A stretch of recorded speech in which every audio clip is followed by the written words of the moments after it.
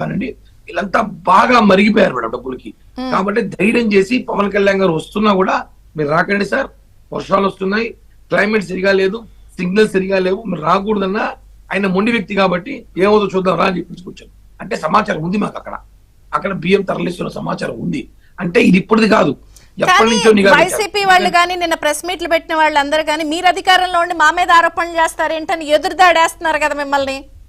Madam వాళ్ళు ప్రతిపక్షం ప్రతిపక్ష పని అదే, అధికార పార్టీ ఎంత చేసినా మీరు సీజ్ చేశారంటారు. ఈ బియ్యం మరి పోర్ట్లోకి ఎలా వచ్చింది? మీరే కదా అంతా అధికారంలో ఉంది. ఈ లారీలు ఎలాగొచ్చినాయి?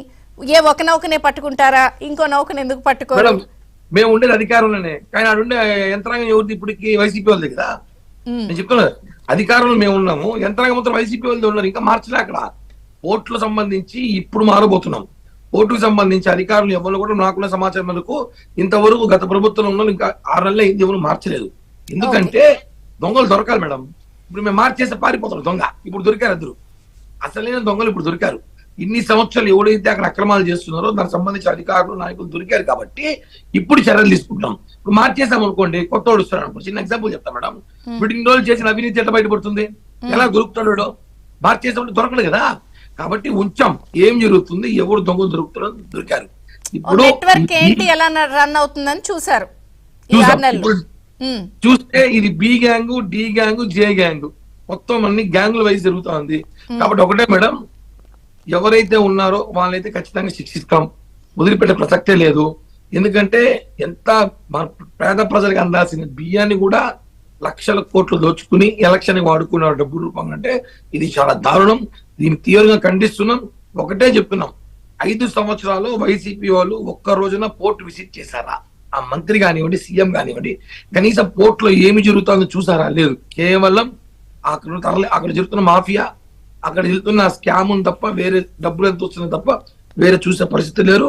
మేము ఒకటే చెప్తున్నాం మేడం, ఈ రోజు వైసీపీ చేస్తున్న అక్రమాలన్నీ ఒక్కొక్కటిగా బయటపడుతుంది. జనసేన పార్టీ నాయకులు, ఈ రాష్ట్ర ముఖ్యమంత్రి డిప్యూటీ సీఎం పవన్ కళ్యాణ్ గారు ఎక్కడ కూడా సరే కాంప్రమైజ్ కావట్లేదు. ఎందుకంటే ప్రజలకు మనం హామీ ఇచ్చాం, మన అధికారంలో ఉన్నామని కూడా సరే మనం చేయాల్సిన బాధ్యత, మనల్ని గెలిపించిన బాధ్యత మనం చేస్తున్నాం. కాబట్టి దీనికి చంద్రబాబు గారు పూర్తి సహకరిస్తున్నారు. పవన్ కళ్యాణ్ గారు ఎటువంటి నిర్ణయం తీసుకున్నా, ఆయన ఏం చర్యలు తీసుకొని చూసినా కూడా చంద్రబాబు గారు కూడా పూర్తిగా పవన్ కళ్యాణ్ గారు ఏం చేసినా కూడా కరెక్ట్ గా ఉంటుంది. ఆయనకి మనం సపోర్ట్ చేయాలని ఆలోచనతో. కానీ నౌక కసరత్తు పరిస్థితి ఎంత వరకు వచ్చింది? మీరు సీజ్ ద షిప్ అన్నారు, ఆ కస్టమ్స్ వాళ్ళు ఏమో కుదరదు అంటున్నారు. మరి ఏమైనా కోర్టుకి వెళ్తారా, లేకపోతే దాని పరిస్థితి ఏంటి? క్లియర్ కట్ గా బియ్యాలు కనిపిస్తున్నాయి అందులో, అదేమో పరిధిలోకి రాదని వాళ్ళు అంటారు. మేడం ఇప్పుడు ఒకటి మేడం, రాష్ట్ర పరిధి లేదా కేంద్రం పరిధి, అంతేగాని అంతర్జాతీయ ఉండదు కదా. కేంద్రం ఎవరిది మేడం? మాదే కదా. ఎంతసేపు పడుతున్నాం? కేంద్రం మాదే కదా. కేంద్రం అనేది ఈ రోజు మా గవర్నమెంట్, మీ అలయన్స్ గవర్నమెంట్ ఉండేది.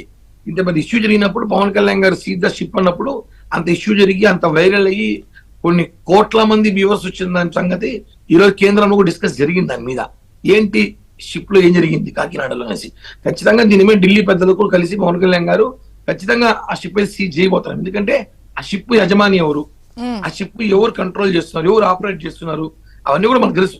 అరవింద సంస్థ సంబంధించిన వాళ్ళది, అక్కడ ఉన్న షిప్పులు కొన్ని ప్రైవేట్ వాళ్ళ సంస్థలు ఎవరిది, అంతా జగన్ బంధువుల సంగతి కూడా తెలుసు. కాబట్టి ఒకసారి చేస్తే భయం ఉంటుంది మేడం.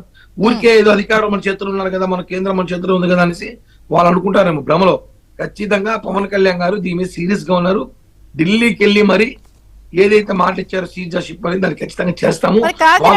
తీరుపై ఏంటి చర్చ? ఆయన మీ తనిఖీకి వస్తున్నా లేరు, అక్కడ జంపు ఈ మాఫియా కట్టడికి ఆయన సహకరించలేదని అంటున్నారు. ఇట్లా ఉంది కదా, ఆయన పేరేంటి? విక్రాంత్ పాటిల్ మేడం. ఖచ్చితంగా మేడం అది ఆయన మీద కూడా చర్యలు తీసుకుంటారు మేడం. ఎందుకంటే ఒక డిప్యూటీ సీఎం గారు కాకినాడ, అది మా అక్కడ కాన్స్టిట్యున్సీ, పక్క కాన్స్టిట్యున్సీ ఎమ్మెల్యే గారు, ఆయన పవన్ కళ్యాణ్